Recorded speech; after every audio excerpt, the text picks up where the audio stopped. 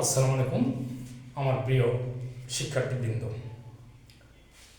আজকে আমি তোমাদের দুই তিনটা রিলেটিভ প্রোনাউন নিয়ে আলোচনা করব, যেটা শূন্যস্থান হিসাবে বিভিন্ন ইউনিভার্সিটির অ্যাডমিশন টেস্টগুলোতে তোমাদের সামনে আসতে পারে।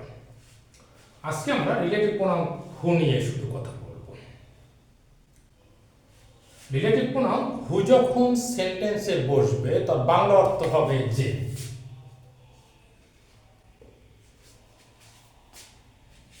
আর হু যদি ইন্টারোগেটিভ প্রোনাউন হিসাবে বসে তখন হবে কে।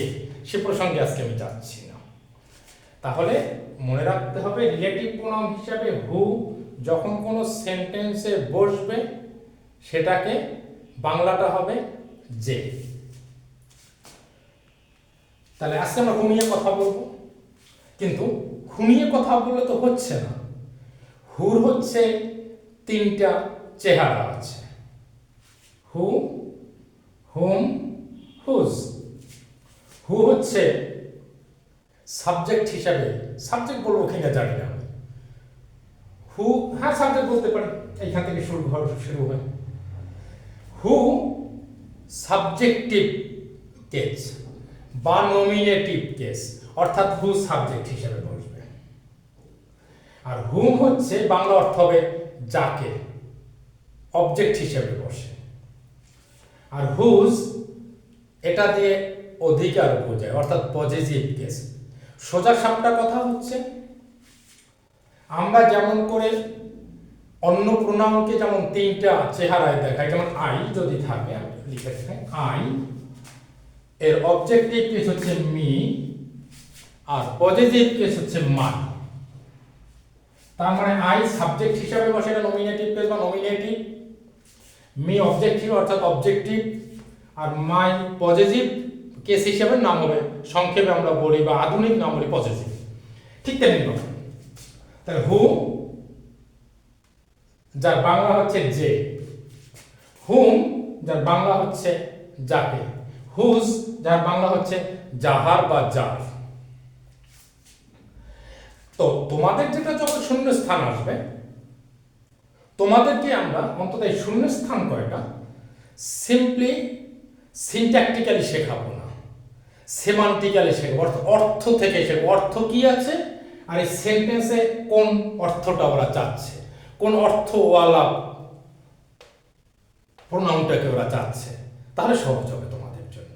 যেমন প্রথম উদাহরণটা, this is the boy dash stole my pen. তাহলে আমরা দেখি বাংলা একটু শুনি, সেমান্টিকটা শুনি।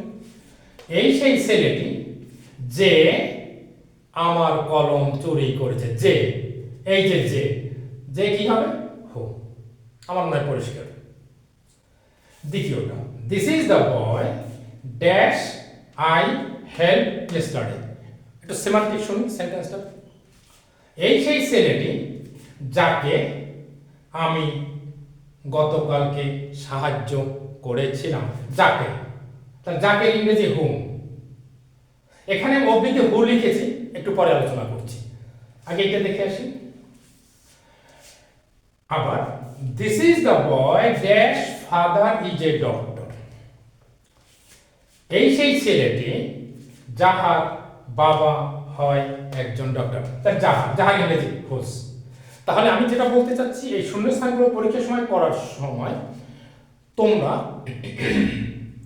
এই গ্যাপের অর্থটা যদি বুঝতে পারো যে গ্যাপে কি চাচ্ছে, চাহিদা দেখো গ্যাপের বাংলা মানে সেমান্টিক চাহিদাটা কি। এখানে চাহিদা হচ্ছে যে, তার যে ইংরেজি আমি জানি হু, এইটার সেমান্টিক চাহিদা অর্থগত চাহিদা হচ্ছে যাকে হুম, এইটার অর্থগত চাহিদা হচ্ছে হুজ মানে যাহার হুজ। কিন্তু এইখানে অবলিতে হু লিখেছি, এটা একটা কারণ আছে। আধুনিক ইংরেজিতে কিন্তু এই হুমের পরিবর্তে হু ব্যবহার করে।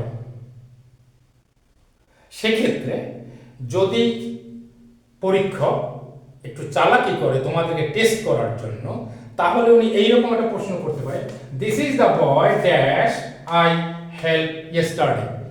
উনি যে অপশনগুলো দিবেন, তোমরা তো প্রত্যাশা করছো অপশনে কি পাবো হুম, না উনি হুম টোটালি দিলই না, উনি দিল হু, এবং এই হু যদি যেটায় পাওয়া যাবে সেটাকে ভরাট করলে নম্বর পাওয়া যাবে। এবং মজার ব্যাপার হচ্ছে শুনতে কিন্তু একটু বেখাপ্পাও লাগে, একটু অদ্ভুতও লাগে।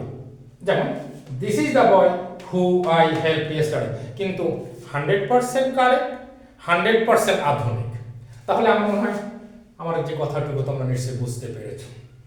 সবাইকে অনেক ধন্যবাদ।